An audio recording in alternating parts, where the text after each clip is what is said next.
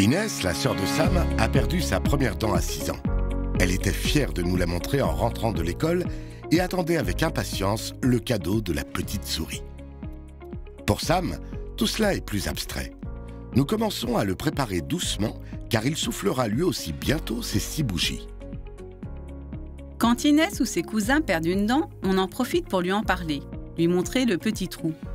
On ne manque jamais une occasion de lui montrer ce qui se passe quand une dent tombe. On peut aussi regarder ensemble des photos ou des petites vidéos où l'on voit des dents de lait qui sont tombées. On commente avec des mots simples « La dent est tombée, il y a un petit trou, c'est rigolo ». Il existe des livres très bien faits pour expliquer ce phénomène aux enfants.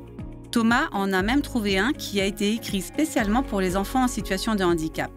Le texte et les illustrations sont bien pensés. J'ai aussi commencé à préparer un scénario social qui met en image ce qui va se passer. La dent qui bouge, la dent qui tombe, le petit cadeau et la dent qui repousse. Comme Sam n'aime pas les souris, nous avons décidé de ne pas insister sur cette légende qui est trop difficile à comprendre pour lui. Nous lui parlerons juste de son petit cadeau. Sam a des difficultés sensorielles comme beaucoup d'autres enfants autistes.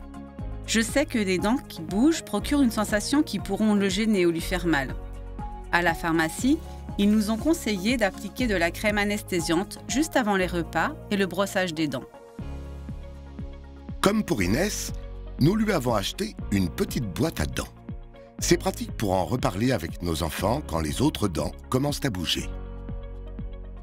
Pour préparer un enfant autiste à perdre sa première dent, on peut profiter des enfants de son entourage qui perdent leurs dents pour lui montrer l'exemple. Regarder avec l'enfant des photos d'enfants qui ont déjà perdu leurs dents. Proposer des livres ou des vidéos qui expliquent comment les dents tombent ou repoussent.